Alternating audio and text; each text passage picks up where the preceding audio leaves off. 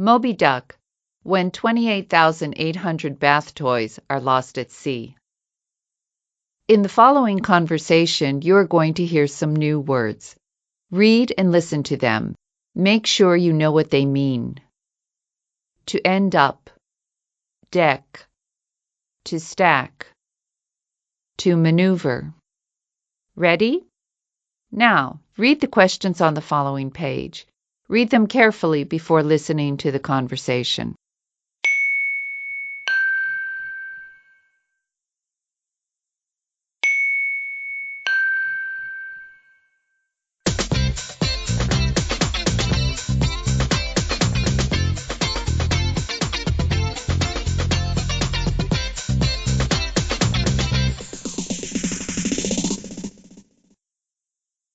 This is Fresh Air, our weekly program devoted to the environment.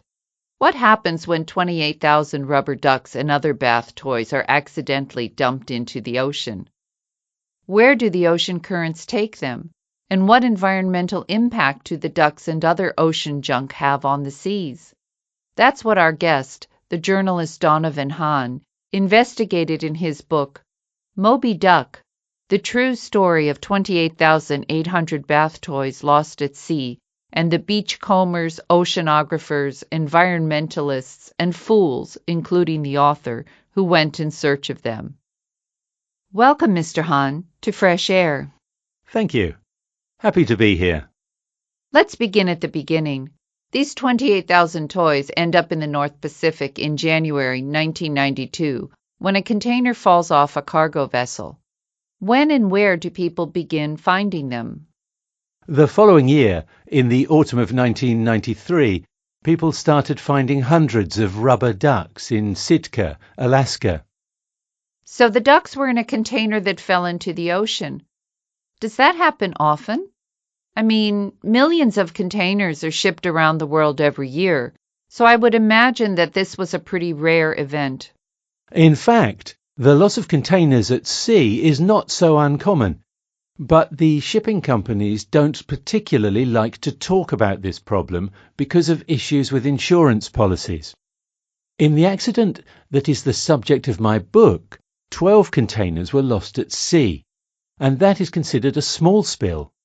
In 1998, there was a major disaster in which a ship travelling from China to Seattle, Washington, lost 407 containers. That was one of the most expensive shipping disasters in history. Could you tell us a little more about the kind of ship this container was on, so we can understand how these containers are lost? Sure. These cargo ships are huge. They're hundreds of meters long. Many are too big to go through the Panama Canal, which explains the importance of the shipping routes between China and the west coast of the United States. They carry hundreds and hundreds of containers. Even though some containers are carried below deck, most are stacked on top of each other on the main deck. Typically, the containers are placed into stacks of 6, so you can see how easy it would be for some to fall off. With so many stacked containers, how do they not fall off the ships? The shipping companies study how best to stack the containers in order to balance their weight without affecting the ship's ability to maneuver. It must be a complex calculation. It is. And of course, insurance companies require the shipping companies to take every measure to get the calculations right. It must be hard with the size of these ships. And they also have to take into account the weather, which can be very bad in the North Pacific. Absolutely. The shipping companies believe that the huge ships today will survive almost any storm. And for the most part, they do. The fact that these ships are so huge explains why they are more likely to try to sail through bad weather than ships in the past, which tried hard to avoid storms. In fact, part of the route taken by the large cargo ship that lost the toys off the coast of Oregon is known as the Graveyard of the Pacific because of all the shipwrecks recorded there, especially during the time of sailing ships in the 19th century. Given the number of ships today, significant accidents are quite rare. Let's go back to the lost rubber ducks. Can you tell us a little bit about what would have happened that day? I mean, What was in this container, and what would have happened as it tumbled into the sea? We know where the cargo ship was. It was very near the international date line, just south of the Aleutian Islands in Alaska. We don't know if it was day or night. We know that a ship in the same area sent a weather report to the National Weather Service describing waves over 10 meters high, which means the seas were rough.